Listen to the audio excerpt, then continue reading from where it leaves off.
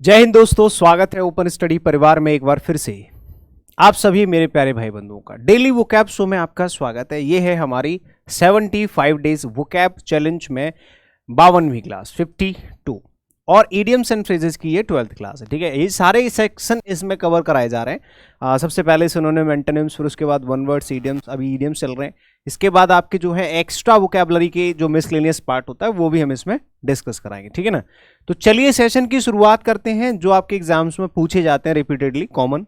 ठीक है, general competition में वे इडियम्स आपको यहाँ पे देखने को मिलेंगे, जैसे कि एसएससी के जितने भी प्रीवियस ईयर क्वेश्चंस पूछे गए उसमें जो इडियम्स आए हैं वो आपको डिस्कस करा रहा हूँ। ठीक है ना, अलग अलग एग्जाम में है ना। तो क्लास कैसी लगती है उसका कमेंट आप लोग जरूर किया करो, और पीडीएफ के लिए open study Telegram channel join कर लीजिएगा। बाकी लाइक शेयर ये आपका काम है। किसी को हाँ जी कोई जानकारी चाहिए तो आपके पास कॉन्टैक्ट नंबर्स होते हैं, नीचे लिखे हुए हैं, किसी भी तरह की बैच की या किसी भी चीज़ की। ठीक है, तो आप एक बात देखिए, यहाँ पे सबसे पहला इडियम आपके सामने, मैंने आपको कल की इससे पिछली क्लास में बताया था कि ब्लू वर्ड से कुछ इडियम्स बनते हैं। जैसे यहाँ लिखा हुआ टू ब्लू पेंसिल समथिंग, इसका क्या मतलब होता है?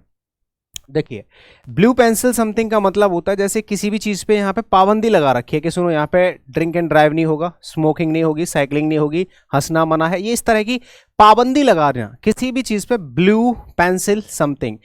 अब देखो, मैंने कहा भाई यहाँ हमने दारू का साइन बना के उसको क्रॉस कर दिया है ना। टू ब्लू पेंसिल समथिंग का मतलब होता है किसी भी चीज़ को करने से या होने से रोकना। बहुत सिंपल सी चीज़ है। ब्लू का मतलब होता है सरकारी, और पेंसिल मतलब किसी चीज़ पर अगर सरकारी कर्म चल गई, इसका मतलब है कि ऐसा ही होगा जैसा उन्होंने बोला है। नहीं पीनी दारू, नहीं पीनी, ऐसा करके किसी भी चीज़ पे पाबंदी लगाना। ठीक है ना। एक और इडियम होता है, देखिए एक और इडियम लिखा हुआ है अ रेड लेटर डे। ये एक इंपॉर्टेंट डे होता है, जैसे कि आप कह सकते हैं 26 जनवरी, 15 अगस्त।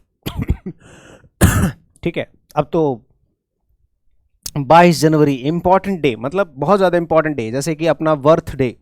ठीक है, तो इस तरह के जो दिन होते हैं इनको बोलते हैं या तो हाँ एक बहुत ही इंपॉर्टेंट डे। बोलते हैं कि यार ये मेरी लाइफ का सबसे इंपॉर्टेंट डे है, इसको मैं, बहुत से लोगों को अपनी मैरिज एनिवर्सरी, ठीक है, वेडिंग एनिवर्सरी इंपॉर्टेंट लगती है, किसी को बर्थ डे इंपॉर्टेंट लगता है, किसी को पिताजी का बर्थ डे इंपॉर्टेंट लगता है, किसी को अलग अलग डेज होते हैं। ठीक है, तो वो होता है जो बहुत ज़्यादा इंपॉर्टेंट डे होता है कि भाई ये दिन मेरे लिए बहुत इंपॉर्टेंट है, और इस दिन मेरे साथ ये हुआ, जो कुछ भी हुआ उसको हम कहते हैं अ रेड लेटर डे। ठीक है ना भाई। ट्रू ब्लू का मतलब क्या होता है? सच्चा मित्र। आप जानते हो ना सच्चा मित्र कौन होता है? ऐसे ही देखो, ट्रू ब्लू का मतलब आप यही कह सकते हैं कि एक ऐसा व्यक्ति जिस पे आप पूरी तरह से भरोसा कर सकते हो कि यार ये बंदा ना, ये एक तरीके से मेरे लिए ट्रू ब्लू है, इससे मुझे कोई दिक्कत नहीं है और इस पे मैं आंख बंद करके ट्रस्ट कर सकता हूं। This is my true blue, या this is true blue for me, ऐसे करके। ये बहुत ही वफादार व्यक्ति है, ये कभी भी मुझे धोखा नहीं देगा, कंप्लीटली लॉयल। वह है व्यक्ति जो कंप्लीटली लॉयल है, उसको कहते हैं ट्रू ब्लू। एक होता है इन द रेड। अगर आप किसी को कुछ बोल देते हो तो बंदा जो है ना आग बबूला हो जाता है। बोलते हैं कि यार क्यों लाल पीला हो रहा है, गुस्सा आना, समझते हो ना। Red in the red, sorry in the red नहीं, वो तो अलग से आएगा, रेड फेस वाला। ये है इन द रेड। ये होता है कि जैसे आप किसी भी खतरे में हो। इन द रेड का मतलब होता है आप किसी खतरे में हो। बोलते कि यार इधर मत जाइयो, क्यों, इधर रेड झंडी लगी हुई है, खतरा हो सकता है। तो किसी भी चीज में जोखिम होना, चाहे वो फाइनेंशियली हो या किसी और तरह से हो, आर्थिक तंगी या घाटे में होना, एक तरीके से आर्थिक तंगी या घाटे में होना, यानी कि एक तरीके से ये वार्निंग होती है ना, किसी भी तरह की, उसी को बोलते हैं इन द रेड होना। इन द रेड होने का मतलब है सुनो ये काम मत करना। जैसे ये व्यक्ति है, ये पैसा लुटा रहा है, आर्थिक तंगी या घाटे में होना, इन फाइनेंशियल क्राइसिस और लॉस। अगर कोई व्यक्ति फाइनेंशियल क्राइसिस में है तो इन द रेड है। I am in the red now, मैं इस टाइम पे फाइनेंशियल क्राइसिस से जूझ रहा हूं। ठीक है, ऐसे करके। Like a red rag to a bull. अब देखो ये तो बोलते हैं ना कि यार आ बैल मुझे मार वाला हाल है। आपको पता है कि बैल जो होता है उसको लाल कपड़ा बहुत ही डेंजरस, मतलब उसको नहीं दिखाना चाहिए, वो डेंजरस हो सकता है, क्योंकि जैसे ही लाल कपड़ा देखेगा बैल तुम्हारे पास जरूर आएगा भागते हुए, वो भी गुस्से में। तो उसको वो बोलते हैं कि गुस्सा दिलाना किसी को, है ना। हाँ, अब इन दोनों में लड़ाई हो रही है, जरूर इनके बीच में कोई ऐसा मुद्दा होगा जो ये बार बार उसी चीज को डिस्कस कर रहे हैं ना। हाँ, तो जो गुस्सा भड़काए, जो कोई भी ऐसी चीज जो गुस्सा भड़काए, अगर आप बुल को क्या करोगे, रेड कपड़ा दिखाओगे, तो इसका मतलब है कि वो आपके पास भागता हुआ आएगा, वो भी गुस्से में। समझ रहे हो ना बात को? हाँ जी, बहुत अच्छे से, शाबाश। ठीक है, likely to make someone angry, किसी व्यक्ति को गुस्सा दिलाना। एक होता है रेड बेट। रेड बेट का मतलब देखो, यहाँ पे फोटो थोड़ा कैजुअल है लेकिन आप समझ जाना, जब हम किसी पे बार बार इल्जाम लगाते हैं, बोलते हैं जैसे ये व्यक्ति इस पे इल्जाम लगा रहा है, ये इस पे इल्जाम लगा रहा है, ऐसे करके। हालांकि ये फोटो थोड़ा सा कैजुअल है, बट आप समझ लीजिए कि रेड बेट का मतलब होता है जब हम किसी पे इल्जाम लगाते हैं एक दूसरे पे, तूने ऐसा किया था, उसने ऐसा किया था, मैंने नहीं, तूने किया था, इस तरह से।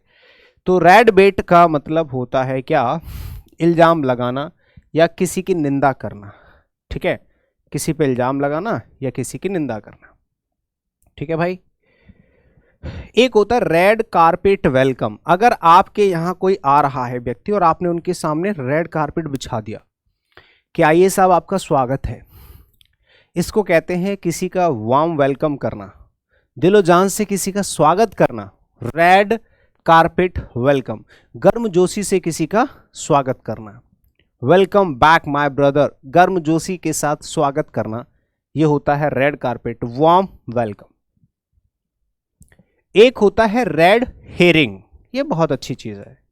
रेड हेरिंग का मतलब होता है, जैसे मान लो किसी व्यक्ति का ध्यान कहीं और है और आप उसको ऐसे ऐसे करके कुछ ना कुछ ऐसे रेड हेरिंग कर रहे हो, यानी कि आप चाहते हैं कि आपका उसका ध्यान उधर से हटके मेरी तरफ आ जाए और वो किसी इंपॉर्टेंट काम पे ध्यान दे रहा है, तो उस सिचुएशन में हम बोलते हैं रेड हेरिंग। आप देख रहे हैं ये सर कुछ कर रहे हैं, कुछ इंपॉर्टेंट वर्क कर रहे हैं ऑब्वियसली, और ये मैडम चाहती हैं कि ये इसकी तरफ से ध्यान हटा के मेरी तरफ ध्यान लगाए, तो ये होता है जो महत्वपूर्ण चीज़ों से ध्यान भटकाए। अब ये मैडम जी क्या कर रही हैं, इनका ध्यान भटका रही हैं। समझ रहे हो ना मेरी बातें? हाँ जी, जो महत्वपूर्ण चीज़ों से ध्यान भटकाएं, समझते हो, उसी को कहते हैं रेड हेरिंग। ठीक है, दैट डेविएट्स, डेविएट का मतलब होता है भटकाना, your attention from more important things. अभी फिलहाल आप कह सकते हैं she is a red herring for me या फॉर हिम, उस व्यक्ति के लिए रेड हेरिंग है। समझ रहे ना, यानी कि ये इंपॉर्टेंट काम से ध्यान भटका रही है मैडम। टू हैव ग्रीन थम और टू हैव ग्रीन फिंगर्स, मैंने बोलते ही he has green thumb और he has green fingers। अगर कोई व्यक्ति ग्रीन थंब वाला है, ग्रीन फिंगर वाला है, यानी कि इसको पेड़ पौधे लगाना, बागवानी करना, बगीचे बगीचे में काम करना बहुत पसंद है, इनको पेड़ पौधों से बहुत ज़्यादा प्रेम है, ऐसे व्यक्ति को कहा जाता है ग्रीन थंब और ग्रीन फिंगर। अच्छी बागवानी करने वाला, एक ऐसा व्यक्ति जो बागवानी में बहुत ज़्यादा इंपॉर्टेंट क्या बोलते हैं, इन्वॉल्व होता है। यार ये होता क्या है, ये आज तक मेरी समझ में नहीं आया चीज़ें, ये बार बार इसका फ़ॉन्ट कहाँ से गड़बड़ा जाता है। खूब कोशिश करता हूँ, इसका फॉर्मेट मुझे चेक करना पड़ेगा अच्छे से। ठीक है, तो ऐसा व्यक्ति, जैसे ये बच्चा है, अब देखो इसने छोटे छोटे पौधे लगा रखे हैं घर में, है ना, अब ये इसी में इंटरेस्टेड है, कितना खुश सा लग रहा है। स्किल एट ग्रोइंग प्लांट्स, एक ऐसी स्किल होना जिससे प्लांट्स में इंटरेस्ट भी आ रहा है उसको और उनमें अच्छी उसकी स्किल भी है, मतलब उसको आता भी है कि बागवानी करने की कला भी है उसके अंदर, उसको कहते हैं ही हैज़ ग्रीन थंब और ग्रीन फिंगर्स। अगर किसी के पास भी ग्रीन थंब या ग्रीन फिंगर है, इसका मतलब है ये बागवानी करना जानता है अच्छे से। ठीक है ना।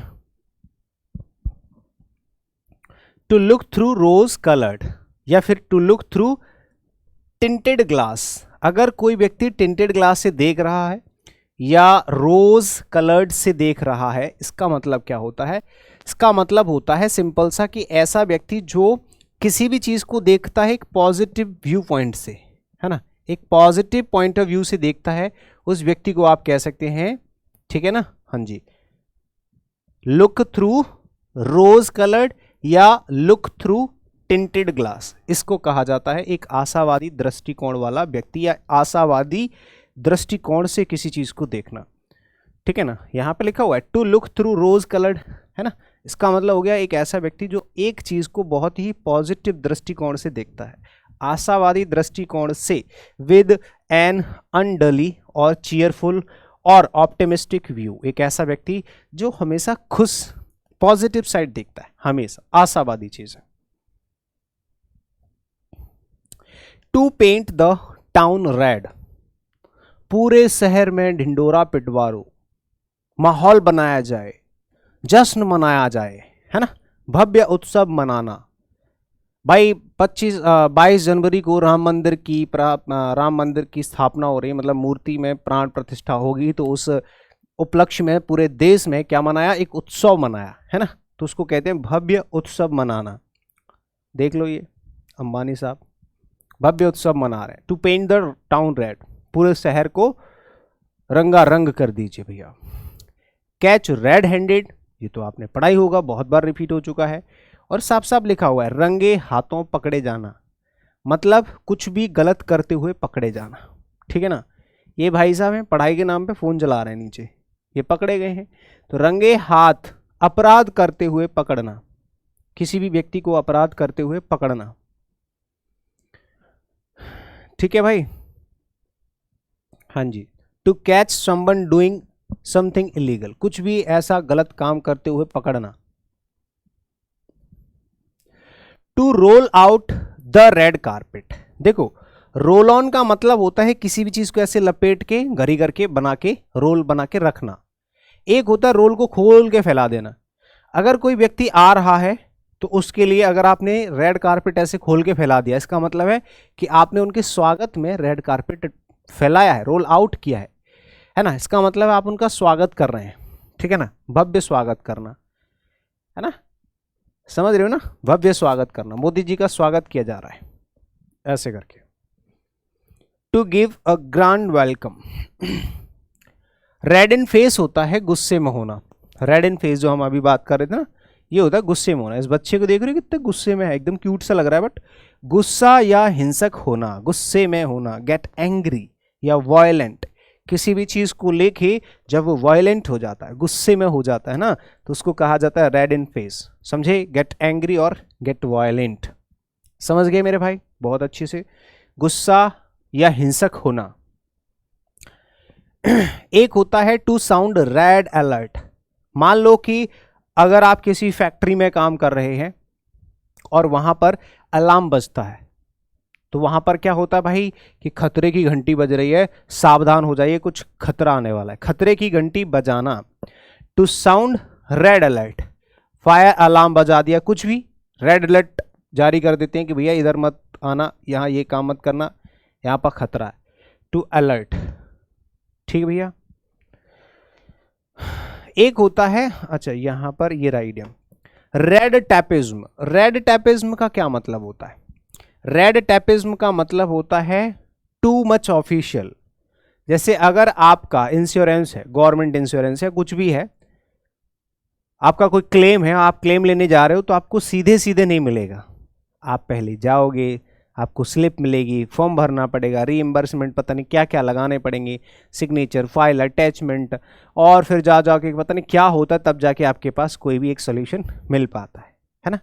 तो किसी भी चीज़ को लेके बहुत ज़्यादा ऑफिशियल जो कार्यवाही होती है, अति औपचारिकता, टू मच फॉर्मेलिटीज़, किसी भी एक काम में एक्सट्रीम फॉर्मेलिटीज़ झेलनी पड़ती हैं। जैसे आप किसी भी सरकारी ऑफिस में जाओगे तो वहाँ पे आपका कोई भी काम कैजुअली नहीं हो सकता, बहुत ही फॉर्मली होता है। आप रिपोर्ट भी लिखवाने जाओगे तो आपको बैठाया जाएगा, वेट कराया जाएगा, फिर आपसे पूछा जाएगा, फिर आपको कन्वेंस किया जाएगा, मतलब बहुत सारी फॉर्मेलिटीज़ होती हैं।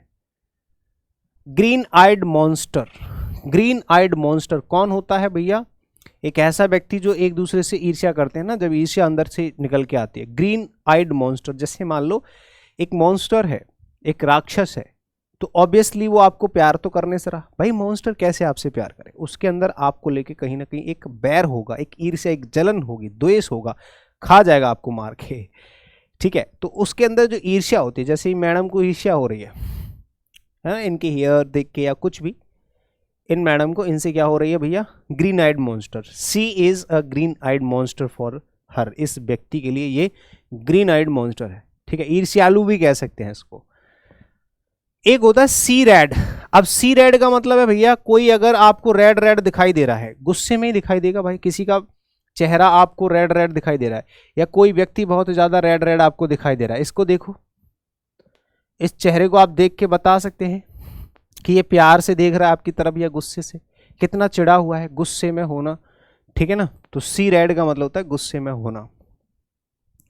डोरियन ग्रे का क्या मतलब होता है? ये भाई साहब 2004 में ऐसे थे और ये भाई साहब 2020 में ऐसे हैं, मतलब 16 साल बाद इस व्यक्ति का चेहरा आप देखोगे तो कुछ ज़्यादा फर्क नज़र नहीं आ रहा। इसको कहते हैं डोरियन ग्रे। एक ऐसा व्यक्ति जिसकी उम्र तो बढ़ रही है बट ऐसा लग नहीं रहा है कि ये इसकी उम्र बढ़ रही है और ये थोड़ा सा वृद्ध हो रहा है, बूढ़ा हो रहा है, ऐसा लग नहीं रहा, ठीक है ना। हाँ जी। और ग्रे एरिया होता है कमजोर पक्ष, एक ऐसी जगह जहां पे आपको लगती है कि यहाँ पे तो चीज़ें कमजोर हैं, ऐसी चीज़, ऐसी जगह जो आपकी कमजोर है, वीक है, वीक पॉइंट कहते हैं, कमजोर पक्ष। Area where you lack clarity, एक ऐसी जगह, एक ऐसी चीज़, एक ऐसी ऐसा एरिया जहाँ पे आपको लगता है कि यहाँ पे चीज़ों की या क्लैरिटी की मेरे पास कमी है, ये कमज़ोर है और ये थोड़ी स्ट्रांग होनी चाहिए, या अभी स्ट्रांग नहीं है, तो उस जगह को, उस एरिया को हम कहते हैं कमज़ोर पक्ष, ठीक है ना। इसको कहा जाता है ग्रे एरिया। ग्रे सेल्स का क्या मतलब होता है? ये होती है बुद्धि, दिमाग से रिलेटेड होता है ग्रे सेल्स, है ना। बुद्धिमान, एक ऐसा व्यक्ति जो बहुत ज़्यादा समझदार है, एक ऐसा व्यक्ति जिसके अंदर बुद्धि बहुत है, यहाँ पर तीव्रता है, मस्तिष्क की तीव्रता को हम क्या कहते हैं? ग्रे सेल्स, समझे। She has grey cells. Intelligence. A grey market, grey market क्या होता है? एक ऐसा बाजार जहां पर चीज़ों को बेचना, जिस तरह के आइटम्स बेचे जा रहे हैं वो प्रोहिबिटेड है, फिर भी वहां पर चोरी छुपे मिल जाता है, तो ग्रे मार्केट मतलब होता है काला बाजार, ठीक है। ऐसी जगह जहां पर जो चीज़ लीगली सेल नहीं होनी चाहिए वो भी आपको वहां पे मिल जाएगी, जैसे कि जानवरों की शरीर से जितनी भी चीज़ें निकलती हैं, उनकी हड्डियां, उनके दांत वगैरह, है ना, तो उनसे रिलेटेड कुछ चीज़ें होती हैं, ये बेची जाती हैं किसी भी मार्केट में, ठीक है ना। तो ये वो है, ठीक है भाई, इस बाजार को ग्रे मार्केट कहते हैं। और ग्रे मैटर, इंपॉर्टेंट मैटर नहीं, बुद्धिमान, बुद्धिमत्ता कह सकते हैं। ग्रे मैटर का मतलब होता है बुद्धिमत्ता। देखो कुछ लोगों का दिमाग होता है इस तरह का, ठोस, कुछ लोगों का दिमाग ऐसा होता है एकदम साफ, चलता ही रहता है उसमें कुछ ना कुछ। इंटेलिजेंस, ब्रेन, ब्रेन तो होता है दिमाग, ब्रेन्स होती है बुद्धिमत्ता, ठीक है ना।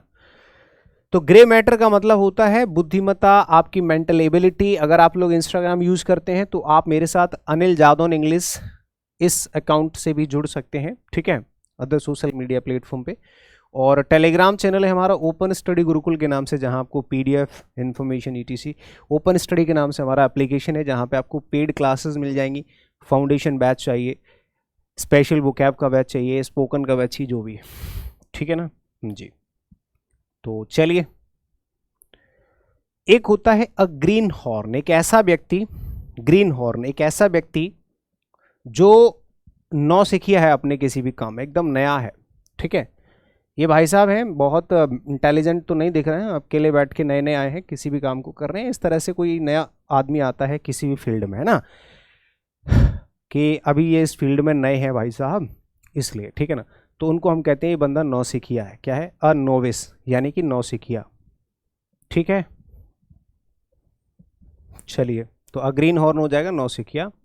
एक होता है गेट द ग्रीन लाइट, अगर आपको किसी भी चीज़ को करने के लिए ग्रीन लाइट मिल गई, इसका मतलब आप उसको कर सकते हैं। हरी झंडी दिखाना समझते हो ना, ये वही है। अनुमति मिलना, हमें इस काम को करने के लिए ग्रीन झंडी, ग्रीन लाइट मिल गई, यानी कि हरी झंडी मिल गई है, इसका मतलब आपको अनुमति मिल गई है, ठीक है ना। हाँ जी, तो गेट द ग्रीन लाइट होता है अनुमति मिलना। एक होता है गो ग्रीन, ग्रीन से रिलेटेड कई सारे वर्ड्स होते हैं।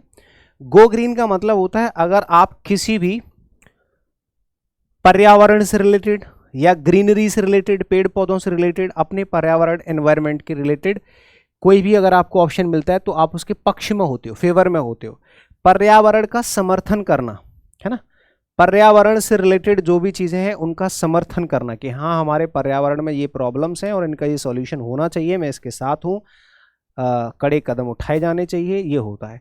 तो पर्यावरण का समर्थक होना, टू बिकम एनवायरमेंट फ्रेंडली, अगर आप एनवायरमेंट फ्रेंडली हैं उसको गो ग्रीन कहा जाता है। एक होता है grass is greener on the other side, जैसे ये व्यक्ति इधर खड़ा हुआ है, अरे यार, एक व्यक्ति इधर खड़ा है, एक व्यक्ति इधर खड़ा है ना। आप मान लो कि समंदर के या नदी के इस पार हो और उस पार आपको कुछ दिखाई दे रहा है, तो बोलते हैं वहां की जो हरियाली है वो ज़्यादा अच्छी लग रही है। ऐसा मैं आपको लाइव एक एग्जांपल देता हूँ। जब आप पार्क में जाओगे ना, अजीब से पार्क में, एक बहुत बड़ा सा कोई पार्क या खुला सा एरिया हो, तो वहाँ पे जो दूर से घास नज़र आएगी वो आपको साफ़ सुथरी और अच्छी नज़र आएगी, जो पास में होगी वो खुरदरी सी नज़र आएगी। आप जब वहाँ पहुँचोगे तो वो खुरदरी हो जाएगी, ये ग्रीन हो जाएगी। तो ऐसे दूसरी साइड हमें ऐसा लगता है कि वहाँ पर सही है, सब कुछ अच्छा है ना। हाँ, तो इसी को कहा जाता है क्या चीज़, ज़रा समझने की कोशिश करो। इस फोटो से भी आप समझ जाओगे, थोड़ा मैं इसको बड़ा कर देता हूँ, ठीक है ना। इस फोटो से भी आप समझ जाओगे कि ये भाई साहब सोच रहे हैं कि ये बंदा ज़्यादा खुश है मेरे से, ये थोड़ा उदास है, ये कुछ बता रहा होगा इसको कि आज पता है क्या हुआ मेरे साथ, तो इसको ऐसा लग रहा है ये मेरे से ज़्यादा खुश है, बट एक्चुअली ऐसा नहीं है, इसके अंदर भी प्रॉब्लम हो सकती है ना, ये होता है। तो ऐसा सोचना कि दूसरे मेरे से ज़्यादा बेहतर परिस्थिति में है, मेरे से अच्छी कंडीशन में है, to think that others are in better position is called grass is greener on the other side, इसको कहा जाता है, ठीक है ना। बहुत सिंपल सी चीज़ है। ग्रीन बेल्ट क्या होता है, देखो, जहां चारों तरफ हरियाली हो, ग्रीन बेल्ट। बेल्ट का मतलब होता है श्रृंखला, बेल्ट का मतलब होता है मेरे भाई क्या, श्रृंखला, ठीक है ना। बेल्ट का मतलब होता है एक चेन जैसी पट्टी पूरी। अब उस पर क्या है, सब जगह पेड़ पौधे लगे हुए हैं, तो हम बोल सकते हैं कि यार ये तो हरियाली हरियाली है चारों तरफ, ये पूरी की पूरी ग्रीन बेल्ट है, ये पूरी की पूरी बेल्ट हमारी है। बेल्ट का मतलब ये पूरी की पूरी खेतों की जो चेन है ना, ये हमारी है, ग्रीन बेल्ट, है ना। हाँ, कोई ऐसा खेत मिल जाए जहाँ पे एक हाईवे निकल जाए और हम करोड़पति हो जाए रातों रात, मतलब फ्री का पैसा चाहिए लोगों को, कमाने की हिम्मत आज की दुनिया में किसी के पास नहीं है।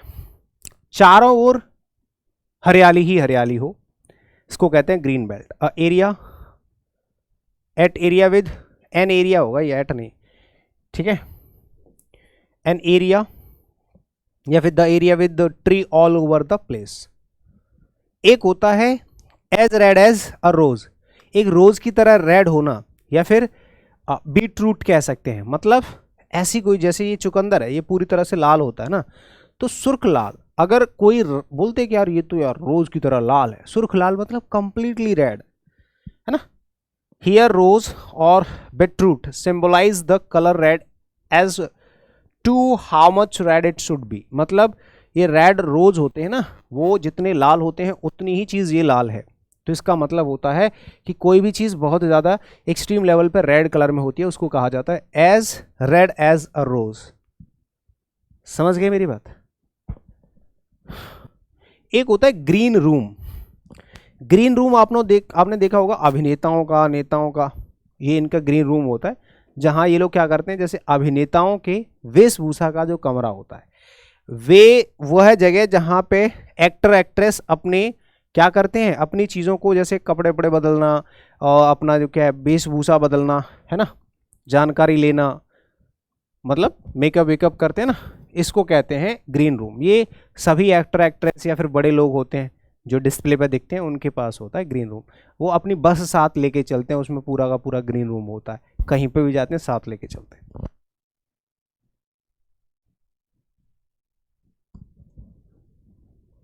एक होता है green with enemy. Green with enemy का मतलब होता है ईर्ष्या से भर जाना, ठीक है। मान लो कि आप और आपका कोई साथी है, कोई पार्टनर है, गर्लफ्रेंड बॉयफ्रेंड पति पत्नी जो भी है, अगर वो किसी दूसरे से बात कर रही है या कर रहा है, जो भी है, चीट करता है कोई, तो हमें कभी कभी क्या होती है, कभी नहीं हमेशा ही होती है, ईर्ष्या आ जाती है, जेलसी आ जाती है बहुत ज़्यादा। जब कोई व्यक्ति ईर्ष्या से भर जाता है ना, तो उसको कहा जाता है टू एक्सट्रीमली जेलस, है ना। इसको कहा जाता है ग्रीन विद एनिमी, मतलब दुश्मनी से या फिर ईर्ष्या से भर जाना पूरी तरह से। एक होता है have green eyes.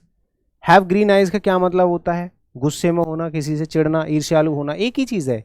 Green eyes है ना, इसका मतलब भी जैसे आप देख रहे हो ये आपस में बात कर रही है, ये लड़का है आई थिंक और ये लड़की, अब ये इससे क्या कर रही है, गुस्से में मतलब देख रही है। ईर्ष्यालु होना, जलन होना है ना, हाँ, be jealous. To be green, to be green का मतलब समझते हो, ये भी ईर्ष्या से नहीं, to be green, greenhorn जो अभी अभी पढ़ के ना, ग्रीन हॉर्न, ये भी ऐसा ही होता है, टू बी ग्रीन या ग्रीन हॉर्न, नौसिखिया होना। अब ये भाई साहब हैं तो ये एज मतलब काफ़ी एडल्ट हैं, बट ये हरकतें कैसी कर रहे हैं, बच्चों वाली। इमेच्योर होना, नौसिखिया। आप देख लो भाई साहब को, इमेच्योर पर्सन, कपड़े कैसे पहन रखे हैं, है ना, मिक्की माउस बने घूम रहा है। टू गो लुक ग्रीन का मतलब क्या हो सकता है, देखिए जरा देखो, ग्रीन का मतलब जैसे बीमार दिखना, to go look green, to go या लुक ग्रीन, या तो टू गो ग्रीन कह सकते हैं या टू लुक ग्रीन कह सकते हैं। इनमें से कोई एक वर्ब आपको यूज करनी है, कोई भी एक वर्ब यूज करनी है, या तो टू गो ग्रीन या टू लुक ग्रीन। अगर कोई व्यक्ति ग्रीन दिख रहा है, लुक ग्रीन या गो ग्रीन, इसका मतलब है वो बीमार दिख रहा है। जब कोई व्यक्ति बीमार दिख रहा है, यू आर लुकिंग ग्रीन, है ना, ऐसे करके बीमार दिखना। टू लुक पेल और एल, हल्का सा बीमार दिखना। Wear the green willow, wear the green willow का क्या मतलब होता है, खोए हुए प्यार के लिए दुखी होना। जैसे कि अगर कोई व्यक्ति अपने प्यार को खो देता है, जिससे उसने अत्यधिक प्रेम किया हो दिलो जान से, और वो उसे खो देता है, तो उसको कहा जाता है वियर द ग्रीन विलो। समझ गए। अब ये मैडम है, इनके साथी इनको छोड़ के चले गए हैं, खाली है सीट, अब ये दुखी हैं। To grieve for lost love, अपने प्यार को खोने के बाद दुख में डूबना, ये होता है wear the green willow. Clear है। एन ऑलिव ब्रांच या फिर अ वाइट फ्लैग, दोनों ही इडियम्स का सेम मीनिंग होता है, शांति निवेदन। एन ऑलिव ब्रांच बहुत बार रिपीटेडली पूछा गया है, एन ऑलिव ब्रांच बहुत बार रिपीटेडली पूछा गया है। या फिर आप कह सकते हैं अ वाइट फ्लैग। वाइट फ्लैग हमेशा युद्ध शांत करने के लिए ही उठाया जाता है। युद्ध ब्राम, युद्ध शांति, पीस रिक्वेस्ट जो होती है, इसको कहा जाता है एन ऑलिव ब्रांच। एक होता है लिली वाइट। लिली वाइट का मतलब होता है मासूम। अब देखो ये बच्चे को इनोसेंट सा दिख रहा है ना, हैवी इनोसेंट, ही बच्चा है भाई, बच्चे भी इनोसेंट नहीं होंगे तो फिर क्या ही होएगा। तो इनोसेंट मतलब लिली वाइट का मतलब होता है बहुत ज़्यादा क्यूट और मासूम। ठीक है, बस ये हो गई भैया आज की क्लास समाप्त। आज की क्लास में आपको 45 इडियम्स मिले हैं। ये जो क्लास है उसमें 45 इडियम्स आपको approx 40 to 45 idioms her class में मिल जाते हैं, छोटी सी क्लास में, ठीक है ना। और हर रोज सुबह 10 बजे सेशन आपको मिलता है, डेली सुबह 10 बजे, ठीक है भाई। चलिए, thank you so much, see you in the next session, bye bye, take care, जय हिंद।